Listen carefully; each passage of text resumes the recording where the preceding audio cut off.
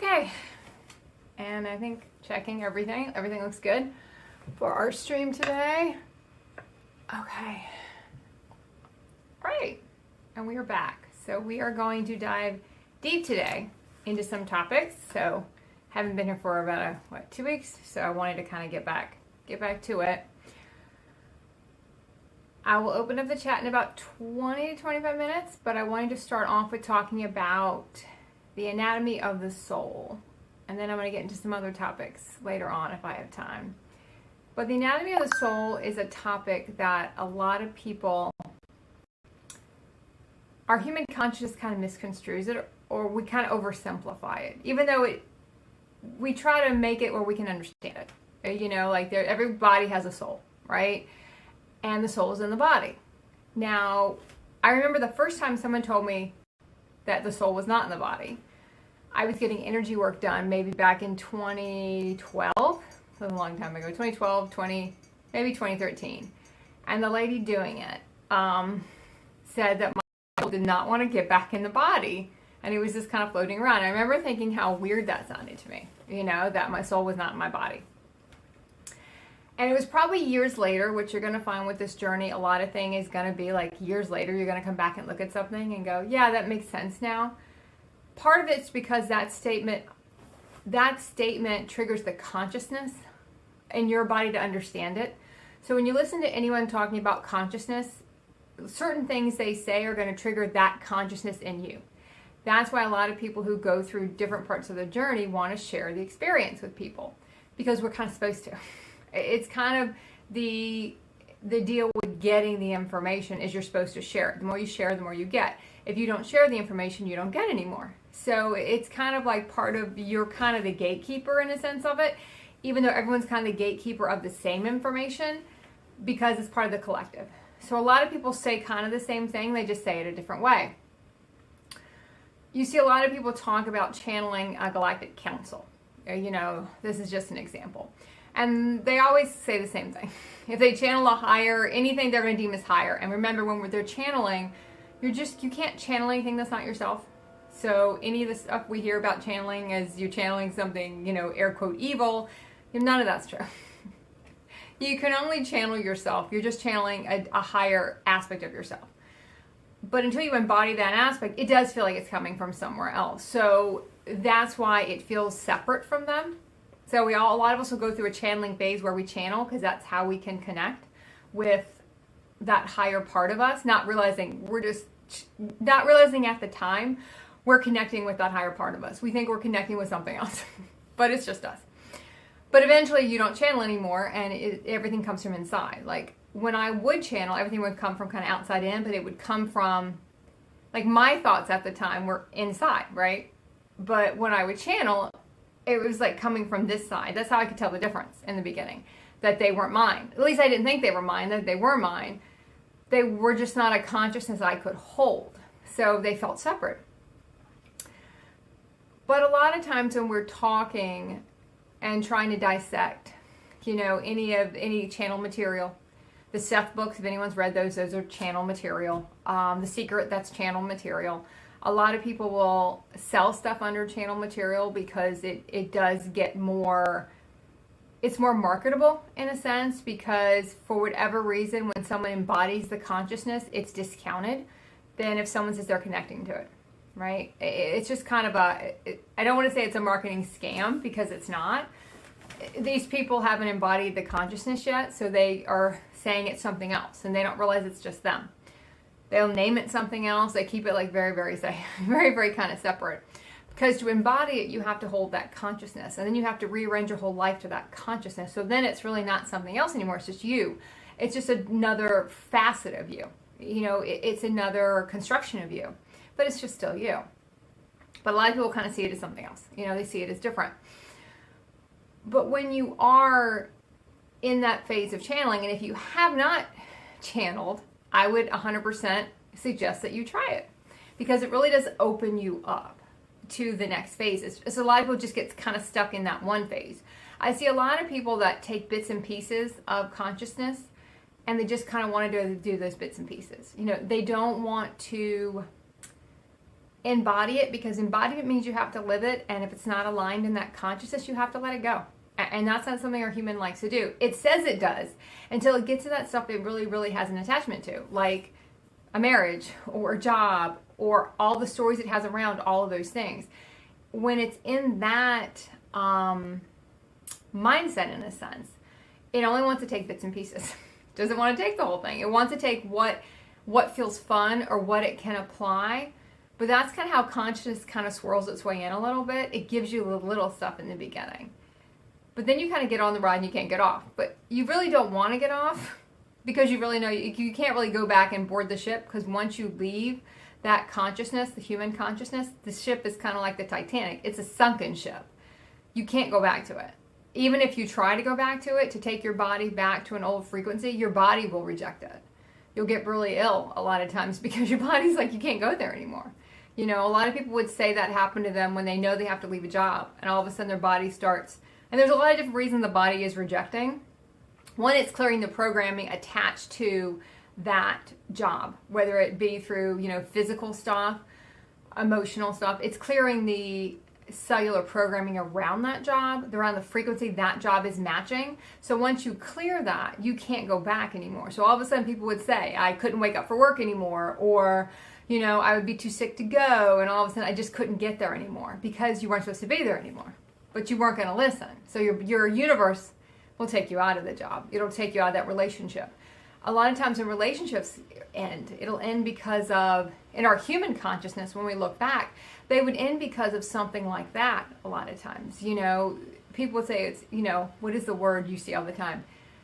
I can't even say the word. Irreconcilable differences. And I know I'm not saying that right because I'm putting another syllable in there, but you know what I'm saying. It's going to be a tongue twister for me today. I'm not even going to try to say it again. And that's basically the frequencies don't match anymore. The frequency that held you together, someone has transcended it. Either both, and normally both of you are transcending it at the same time in a sense, but you don't have the glue to hold you together anymore. The frequency's not there.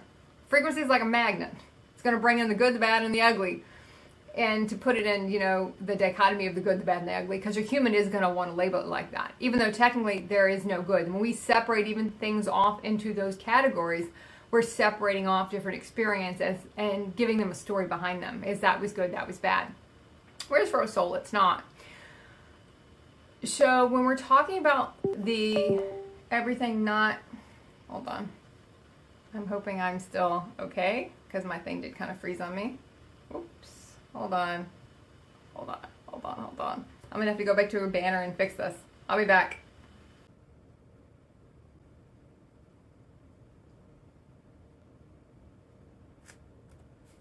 Okay, sorry about that.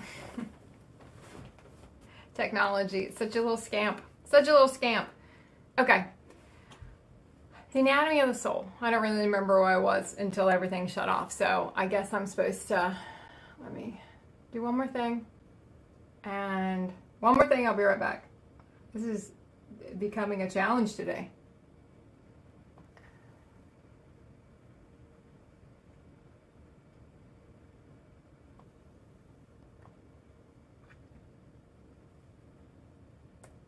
All right. Hopefully I don't have to do that anymore. Okay. I don't remember where I was. So we're gonna get back into the original topic, which it all kind of ties in together. But when you talk about the body not being in the soul, and I'll say that on a lot of different streams, the body's not in this, the soul's not in the body. The body's not in the soul. The body's setting in the energy field where the soul resides, but the soul is not in the body. So what is in the body, right? What is in the body? That's probably the next question that someone would ask, right? If the soul's not in there, what the hell's in there? Something's getting it to giving you that spark, in a sense, what a lot of people call the soul, the spark. What is in the body is the unconscious part of the soul. And that's what your human consciousness is. It is not the conscious part of your soul. It's the unconscious part, which is a very teeny tiny, itty bitty part of your soul. That's what's in the body. So why is the soul not in the body? And how does it get back in the body? And that's really what embodiment is you're embodying in your soul. You're embodying in parts of your soul to kind of hold the thing together because it's all disjointed. That's why as humans, we're always looking outside of things we're always looking outside to find that thing that's missing. You know, that's just stereotypical human behavior. It's always looking for everything outside.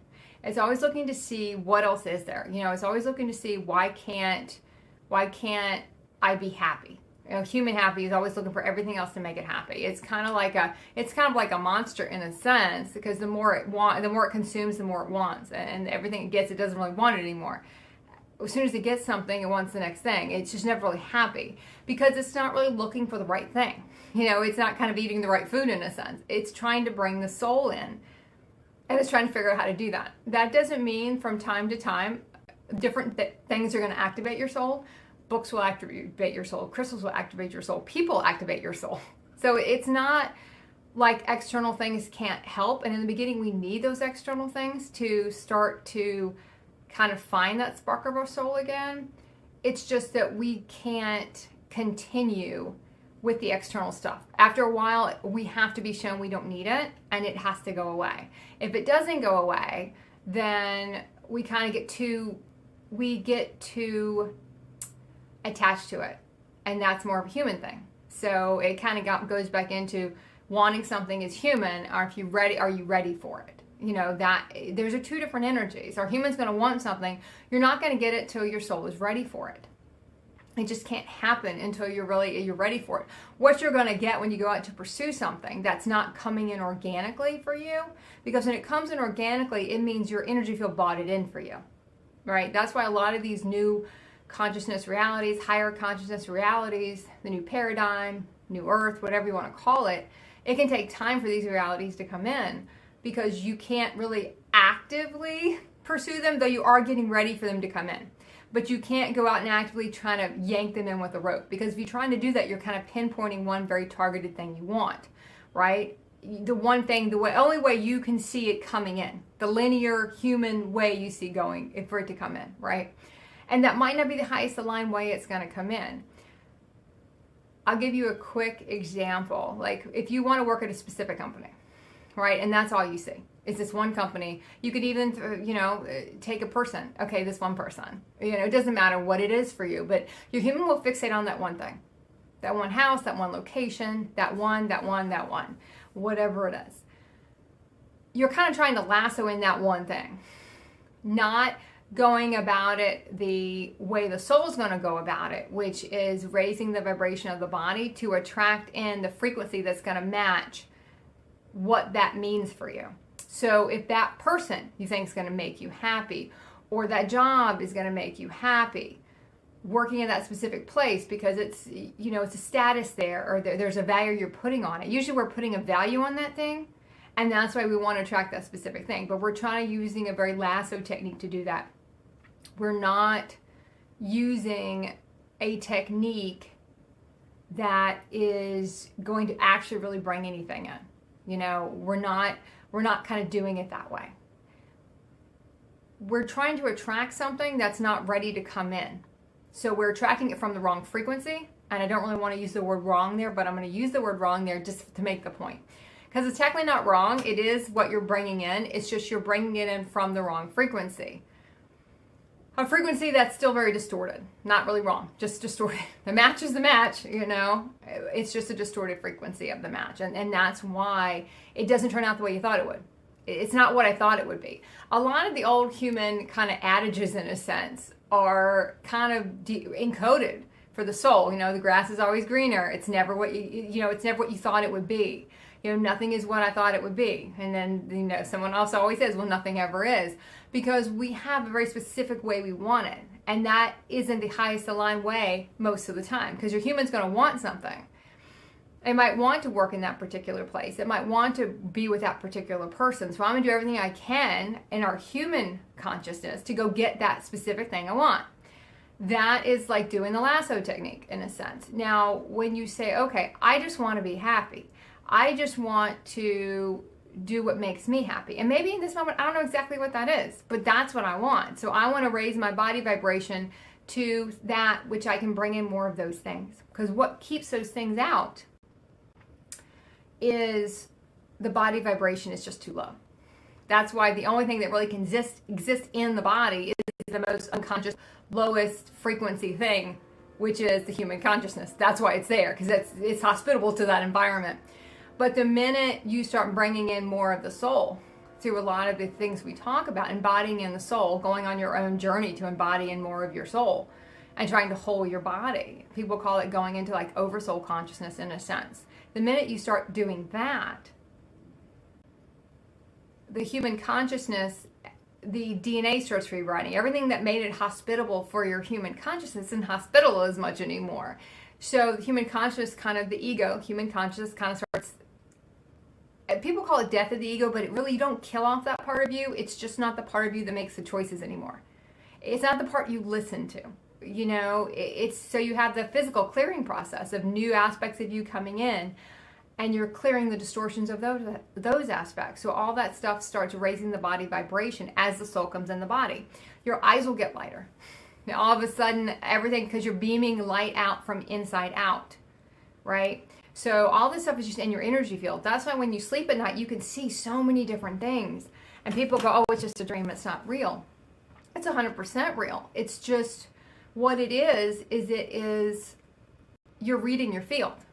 You're going across space and time. Your consciousness can go so much higher when it's not in any way hampered by the human body, which anchors it into a certain reality.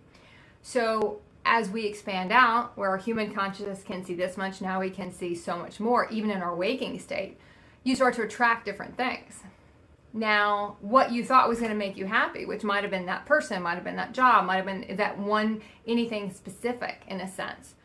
I'm checking to make sure my camera, this is where my camera popped out before, so I want to make sure it's not my phone, because I got a new phone. I want to make sure it's not that, and it's not going to boot me out again. All right, I guess I'm okay. But I get to the 9-minute mark, I think we're okay. Once your body gets to the vibration of those realities, all of a sudden they come in organically, and they might come in piece by piece. I'll see those realities kind of coming in maybe over months. And we talked before about, I don't know if I talked on here about it. I'll bring it in. I don't remember if I did. Don't count your chickens before they hatch. It's another old saying, right? If you count your chickens before they hatch, it doesn't happen. Because the frequency you're giving off is a very human, distorted frequency, which now shifts the whole timeline to where that thing might not manifest anymore, because now you're bringing it in, and if it does come in, it's not going to come in the way you wanted it to, because you shifted the timeline. It's not the timeline you saw that you really wanted. It's now a different timeline, because your energy you're starting it with isn't of the highest. It could have been bringing that in. It's now kind of downgraded the timeline in a sense. So now you're going to experience something else. So sometimes what we thought we wanted, wasn't really what we wanted. We weren't really ready for what we thought we wanted. So, and what's the other adage? Be careful what you wish for. It's full of them. Anytime you go in and start looking at some of these different catchphrases, you can start to dissect them, and you're kind of getting a warning sense. You're getting a warning from the higher aspects of you. You know, there's a reason these things exist. It's a reason even in our human consciousness, these things play out this way. We just couldn't dissect it to understand why. But when you start attracting things in because your field, it's like a tractor beam, kind of something out of Star Wars in a sense. It's pulling everything to you that matches that frequency. So you might not get that particular person because that particular person doesn't match the frequency of the higher frequency you were trying to get to, right? It might be a different person, a person you never thought that would come in, and someone you never even thought was maybe possible or never even thought about at all. When you start doing it that way and seeing what comes in for you, you'll be shocked what comes in and who comes in. Because normally it's not the way you thought it was going to be. It might not look the way you thought it was going to look. You might not end up working at that company. You end up working somewhere else. But it's a higher timeline. You know, it's more joy there. It's going to activate the joy in your body, which enables you to bring in more stuff because your body's happy. So look at when you're trying to actively go out because you want it. If you want it, it's human. That's very human consciousness. When you say, I want something, that's a human consciousness. There's been a lot of things I've wanted, but was I really ready for them?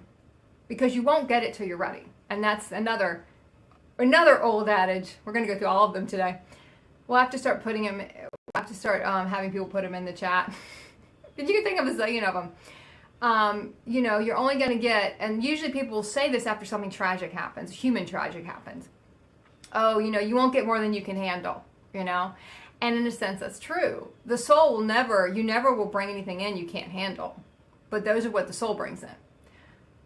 Because it's actually trying to clear your body of more stuff. And sometimes we clear more from the traumatic events in the beginning because that's what gets us upset.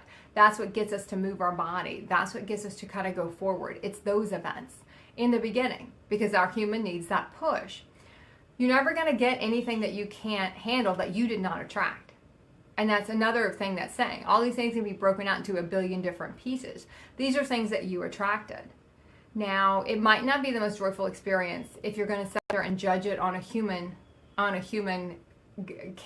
they call Geiger counter in a sense. If you're going to measure it that way, a human measurement of what was successful. But if you were bringing it in, there's a reason. That's why when you start getting into really what you want, there's a lot of realities I want. But when I start looking at, am I ready? And what do I have to do to get ready for that reality? So when it comes in, it's almost seamless. I don't have to sit there and be scrounging around and trying to get ready. We don't get caught with our energetic panties down in a sense. And we're just running around trying to get everything done because we're getting prepared for that reality. If you want to, become an actor, it doesn't even matter what it is. You're going to get prepared for these realities so when they come in, you're ready for the reality. It's not just the reality you want. You're preparing. You're building the infrastructure for it. It's just not going to be a linear infrastructure. It's not going to be what you thought it would be. Before you become, let's say you want to become an actor, or you want to reach some pinnacle for you. Perhaps you have to go through a different reality that's going to teach you humility before you could be ready for the next one. You have to be more anchored in to your body before you can anchor in you can bring in more of your soul. So what we do is we bring it in, but then we have to anchor in the consciousness. People used to call it grounding. You have to ground. You used to hear that all the time back years ago, and you still hear it. It's a very human way to say it. You have to ground. You don't want to be you want to continue the higher consciousness. You just want to anchor that in. You don't want to ground back into old stuff. You don't want to ground back into an old human reality. And usually it was said in that context, you got to ground back. You can't, you want to put your tree roots back in, or whatever they used to say it in a lot of those meditations, because you can't stay in that expanded state. The part of ascension is you're staying in that expanded state. You are that expanded state all the time. That's what you're always doing. You're just learning to function from a human body from that expanded state. You're not functioning from a state that is of a lower consciousness just to survive, if that makes sense. You're anchoring in something higher than that. You're anchoring in the consciousness, and you're holding the higher consciousness and living in a human body, which eventually becomes a hybrid body, because the more of your soul you bring in, it starts affecting the DNA of your body. The higher consciousness, the environment you put your body in, recodes the DNA. The cells are affected.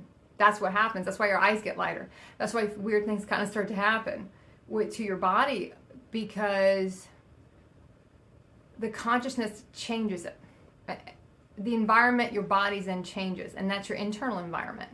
So a lot of people will notice that they start to remember things. People would call them a past life. I'm remembering a past life, because you're not just embodying in the aspects of you in this reality. You're embodying in aspects of you from a multidimensional level from all your realities. You're clearing the distortions around that higher consciousness embodiment you're doing. So if you're going to embody in Christ energy, you're going to now look and say, okay, I got to embody in Christ energy, but I've got to clear the distortions around that. So if I have a savior complex, then that's a distortion of Christ energy. I have to clear that within my body, within my realities. What's in my field that's obstructing me from embodying that in? Where am I not playing that role? Where am I not able to do that? Where am I not able to hold that consciousness? In what reality can I not hold that consciousness? That's another big clue. When you're in a reality and you can't hold it. And it's okay, because in the beginning we can't hold it. We can hold it maybe when we're by ourselves, but the minute we get back out in the human world, we will start going back into that human consciousness for a while. One, for acceptance, because we haven't cleared that part of our kasha yet. We haven't cleared that part of our body where we don't want that acceptance. We don't require it. you know, so the minute we go out, we kind of go back. And you could see a lot of that. You saw some of that in that when we went through the COVID realities a little bit, where people would say certain things, want to do certain things, and they were by themselves. When they started going back out, the wording is kind of mainstreaming. When we're mainstreaming again, where was that? I think, what was that? That was from True Blood, I think, when the vampires mainstreamed.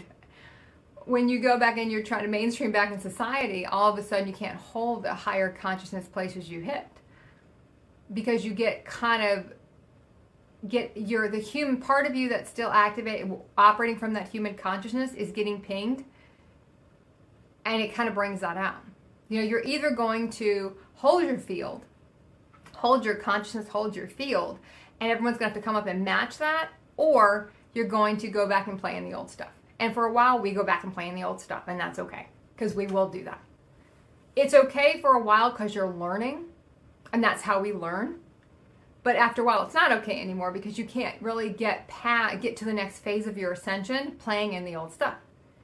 COVID took a lot of people out of the stuff. For some of us, it was kind of a final phase for us who had started in that from 2010 to 2020 group of people that were going through ascension, or starting in the middle, and you know, it never ends, so you're always going to be doing it in some capacity or the other.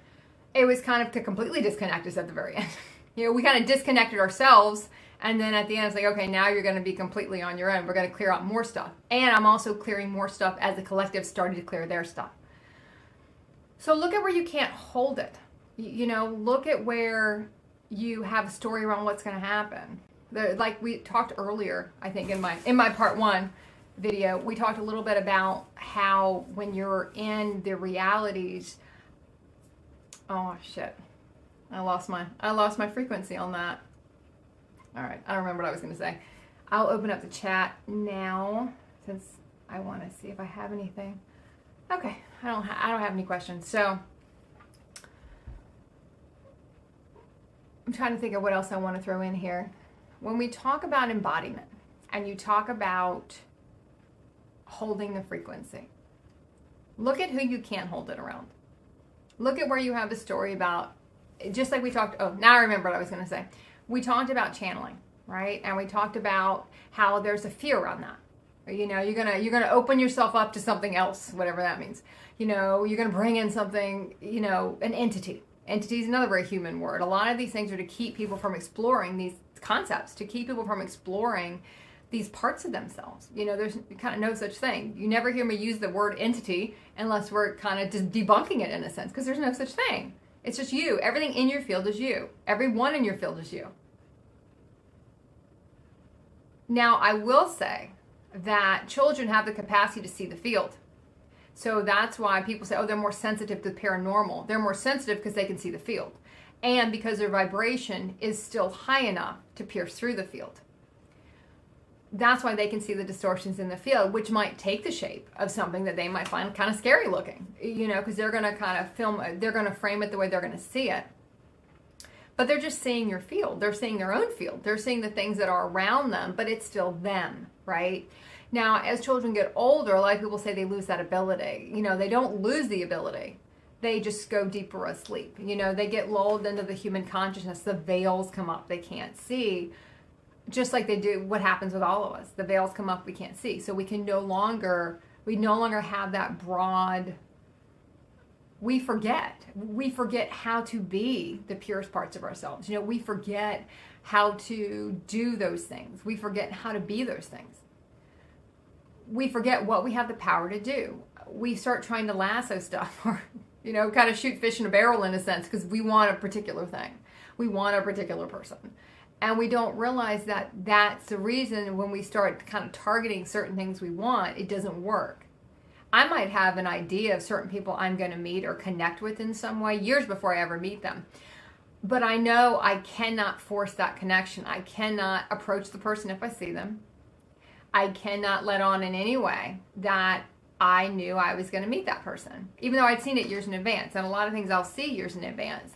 Most stuff I do. I don't get surprised by much, and a lot of people that do this will say the same thing. You don't get surprised by much anymore because you have so much foresight about what's coming next. You know, you might not know every detail about how it's going to happen, but you can start to kind of break it down to see certain ways it can happen. You know, certain certain things about it. You'll start to see certain things about it. But I can't approach that person, because if I do, I'm now going to muck up the timeline. I'm going to be in a different timeline, because now I'm trying to rush it instead of doing what I see to do for myself, because it's never about the other person. It's always about us, what we're transmitting. If I try to rush a timeline, there was one timeline I knew 2 to 3 years before it was going to come in. And it took about 2.5, I think, before it actually came in. But when it comes in, even if it starts coming in bits and pieces, you might see it on the peripheral a little bit. And all of a sudden, you see another piece of it come in. And you kind of wait to see it unfold, in a sense. Not really waiting, but you get my drift there. You're just waiting to see what it's going to do. You let it form. But then it comes in organically. That's why, like I said earlier, it takes a long time to build these realities, because we can't push them. We have to let them come in organically through what we are doing. Not worrying about what anybody else is doing. If we spend a lot of time with that, humans worry about what everybody else is doing. Unless someone is in my world daily, I don't really care what they're doing. And I don't say that from a part of, a maliciousness, it's not my concern. They have their own aspects of themselves. They're on their own journey. All of them know if they need anything from me. All they have to do is say something, and I will be there to assist them. However, if it's appropriate for me to do that, if it's aligned for me to do that. But it doesn't really matter to me what they're doing, because they're not in my field, which means it's not my frequency. It's not my place to step out of my field to go into theirs to see what's going on. It's disrespectful, in a sense, to what they're constructing and the situations they're going to set up for themselves to go through their own awakening and ascension process, right? If we try to always interfere and stop people from going through their process, what you're going to find is the more you do that, you're hampering their process, and you're creating your own karmic timelines to have to deal with this person. Because when people come in and they're in your life, you're taking on their karma. You're taking on their stuff, because technically they're in your field. So everyone goes down together, in a sense. It's kind of like, if anyone watched Manifest, they talk about the lifeboat, where one person is going to be judged by everybody else that was on that lifeboat. And even if one person was doing the most amazing things, because they were all attached, in a sense, everyone was going to go down together.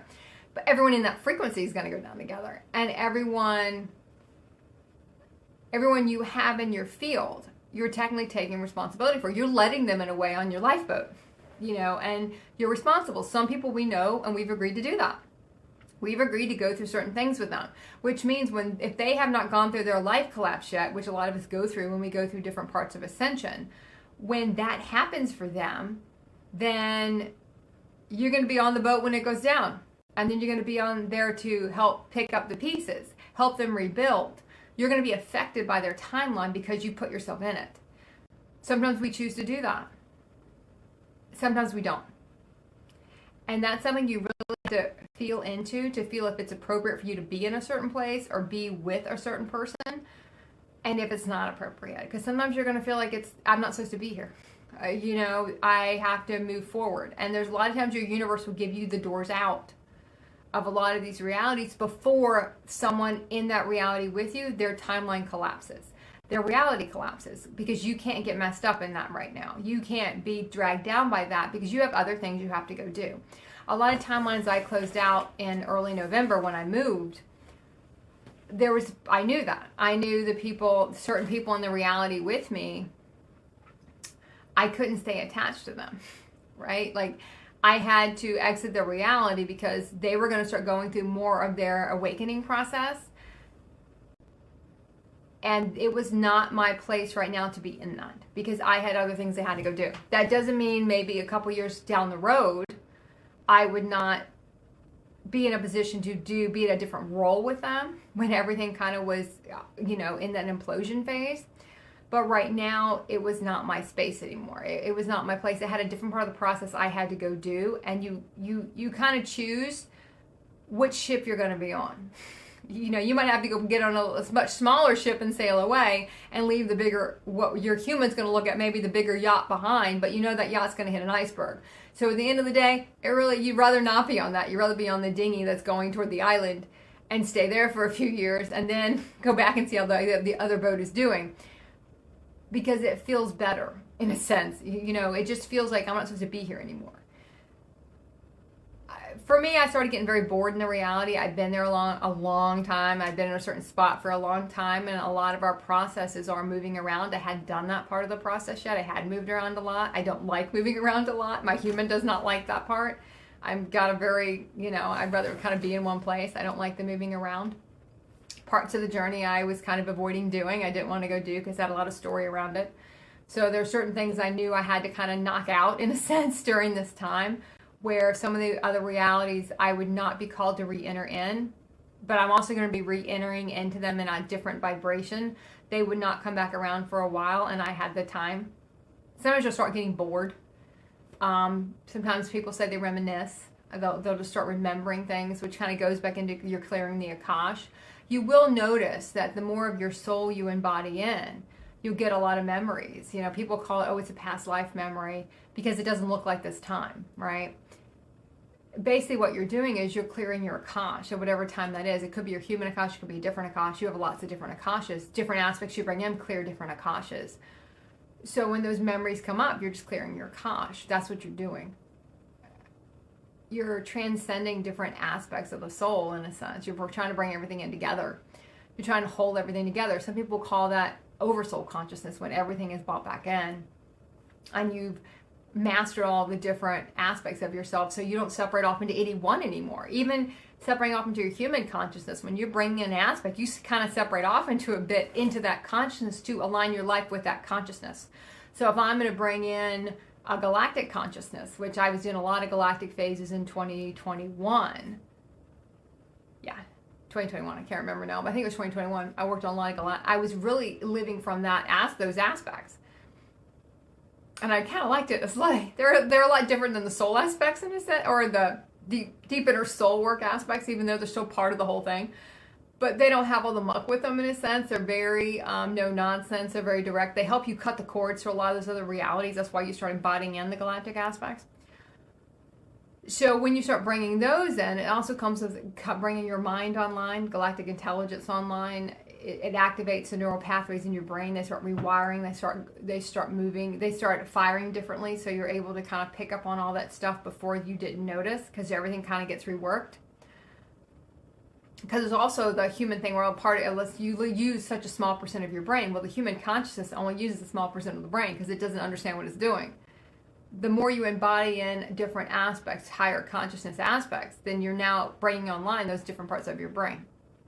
That's why you're able to kind of feel more. You bring on your higher mind consciousness. All that stuff kind of starts to come online together, and you start to see and understand what is going on. Why you are doing certain things, why you're not doing certain things. How realities get constructed, how they come in bits and pieces. And if we start kind of trying to disrupt, rushing it, and I'm a big fan of trying to rush stuff until I learned don't do that anymore.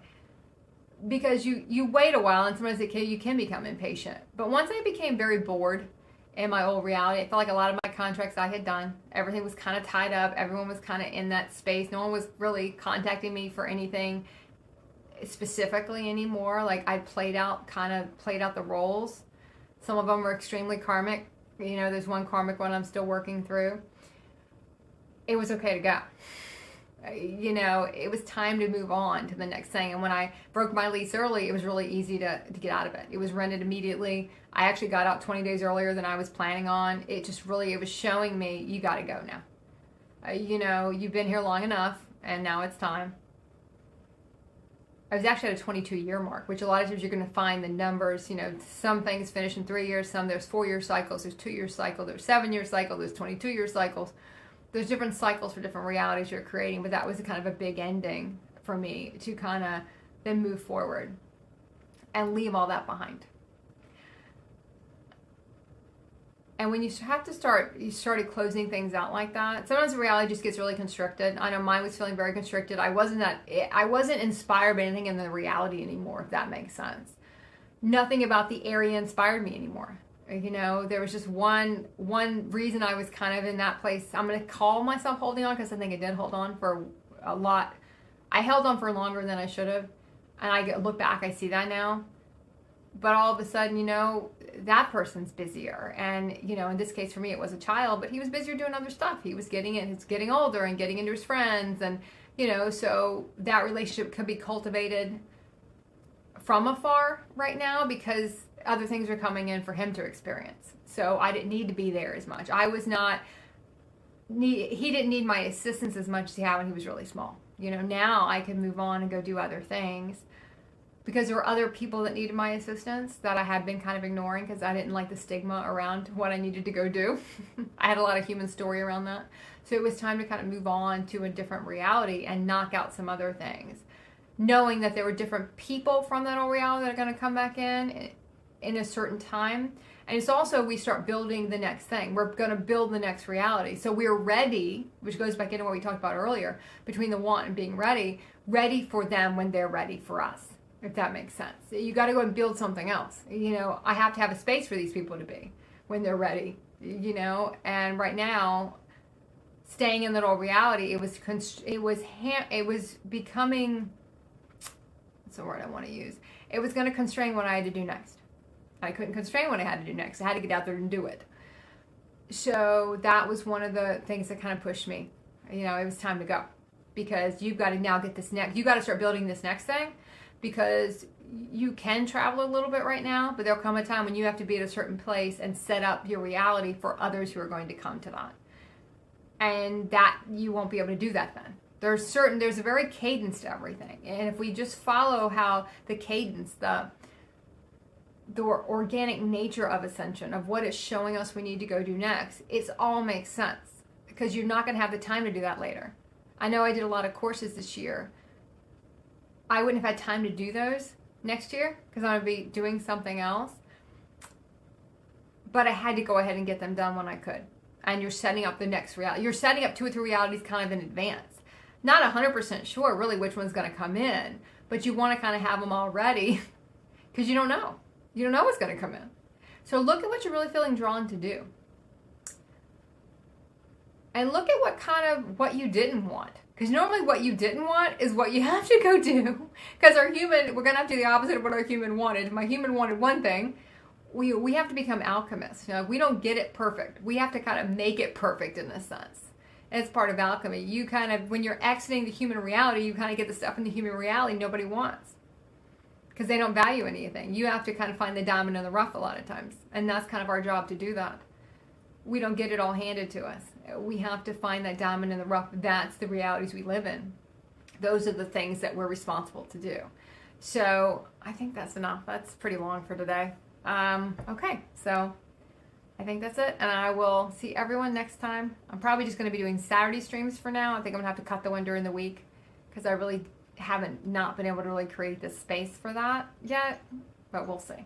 All right, see ya.